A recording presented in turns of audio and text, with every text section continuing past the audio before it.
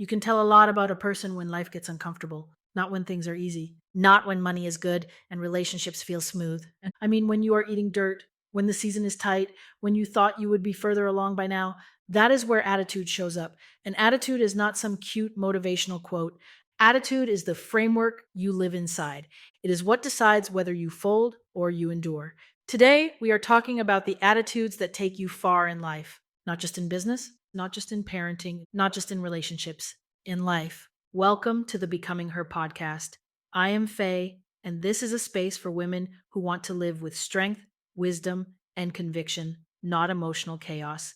I am going to give you 3 attitudes that have kept me empowered in hard seasons and stable in uncertain ones. When I live with these 3, I stay grounded, I stay joyful, I stay at peace, I stay unshakable. And that is not because life is perfect, it is because my foundation is not built on perfect. The first attitude is a winner's attitude. Let me define it. A winner understands that not all wins are easy. Some wins come through struggle, some wins come through consistent obedience, some wins come through discipline that nobody applauds. Scripture backs this up. Galatians tells us not to get tired of doing good because in due season we will reap if we do not give up. That is not a verse for cute moments. That is a verse for endurance.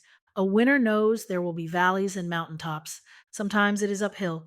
Sometimes it is coasting. Sometimes you are doing everything right and it still feels slow. That does not mean you are failing. That means you are in process. A winner also understands sacrifice. If you want different results, you will live different. Athletes do not train when they feel like it. They train because the result matters. If you are building a business, you will have to train your skill set. You will read, you will learn, you will practice. If you are a parent, you will train your communication. If you are building a marriage, you will train your character. If you want a stronger body, you will train your habits. Training is not a mood, it is a lifestyle. And a winner believes in themselves, not in an arrogant way, in a steward way, because once you realize God put something in you, your job is not to shrink it. Your job is to develop it. Ephesians says God created us for good works he prepared in advance for us to do. That means your assignment is not random. Your dream is not an accident. Your path is not a mistake. So when you get clarity on what you are called to do, you have to stick with it, even when other people do not understand it. You are the one living your life. You are the one carrying the responsibility. You cannot build your future based on other people's opinions. Now, here's the second attitude that will take you far. A finisher's attitude. A finisher does not quit when it gets hard. And let me be clear, there is a difference between quitting and ending something. Quitting is when you do not want to put in the work. Ending something is when you have discernment, you see the truth, and you choose alignment. Even Jesus modeled this kind of clarity. Matthew 5 says, "Let your yes be yes and your no be no." You have to know when something is finished. You also have to know what battles to fight.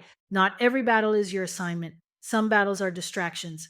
Second Timothy talks about not getting entangled in civilian affairs, but staying focused on what you are called to do. That means you cannot fight every argument, chase every opinion, or prove yourself to everybody. Some battles are monkey wrenches sent to derail you. A finisher stays focused. A finisher also understands something else. Peace is not optional. Peace is a compass. First Peter tells us to seek peace and pursue it. That means you do not just wait for peace to show up. You protect it. You follow it. If something is robbing your peace, your internal stability, your peace with your family, your peace with God, you need to pay attention because chaos is not a fruit of the Spirit. Peace is. Now, let me bring this into real life. There was a season where I stepped into an assignment I believed I was supposed to do, and it took only a few months for me to recognize that the leadership and culture I was witnessing did not align with my values. I had to make a decision, not an emotional decision, a discernment decision. And that decision came down to peace. I had to be willing to end what was finished, even if people did not understand, even if it came with criticism, and even if I could not explain everything without oversharing or turning it into drama. Sometimes finishing looks like walking away with your head up and your mouth closed, not because you are scared, but because you are matured. Proverbs says, "A person with knowledge restrains their words." That is wisdom. Finishing also means endurance. Sometimes you endure because you know the result is worth it. Sometimes you endure the discomfort of being misunderstood, the discomfort of backlash, the discomfort of people making assumptions because your integrity matters more than their opinions. James 1 says to consider it joy when you face trials, because the testing of your faith produces perseverance, and perseverance finishes its work so you can be mature and complete. That is the finisher's attitude. Now, here's the third attitude that will take you far, the attitude of gratitude. And let me fix a misunderstanding right here. Gratitude is not denial. Gratitude is not pretending it is fine when it is not. Gratitude is strength. Gratitude is perspective. First Thessalonians says to give thanks in all circumstances. It does not say give thanks for all circumstances. It says in all circumstances, meaning even in the middle of a hard season, you can still recognize God's provision, God's protection, and God's ability to redeem what is painful. Gratitude reminds you it could be worse. Gratitude reminds you you still have options. Gratitude reminds you you are still alive. And as long as you are alive, there is a solution. Worry will lie to you and tell you that panic is productive. It is not. Jesus said in Matthew 6 that worrying cannot add a single hour to your life. So if worry is not helping you, why are you partnering with it? Gratitude shifts you into trust. It helps you sleep. It helps you stay steady. It helps you do what you can do, release what you cannot control, and trust God with what you cannot fix. First Peter says, cast all your cares on him because he cares for you. That is not poetic. That is practical. And gratitude also teaches you to see life as an opportunity or a lesson. Romans 8 tells us God works all things together for good for those who love him and are called according to his purpose. That means even painful seasons can produce wisdom, maturity, and strategy if you stay teachable. Sometimes life throws bricks and you use them to build, not by becoming bitter, by becoming better. And I want to add one more thing here because this is where a lot of people get hurt. Discernment, intuition, that inner, a lot of people ignore it because they want to know why. But you do not always get a why before you get a warning. John 10 says his sheep know his voice. God will warn you. God will nudge you. God will check you, sometimes through scripture, sometimes through wise counsel, sometimes through that inner resistance that makes you pause. And if you keep plowing through it because you want to be the hero, you can end up in a situation God tried to prevent. So take discernment seriously.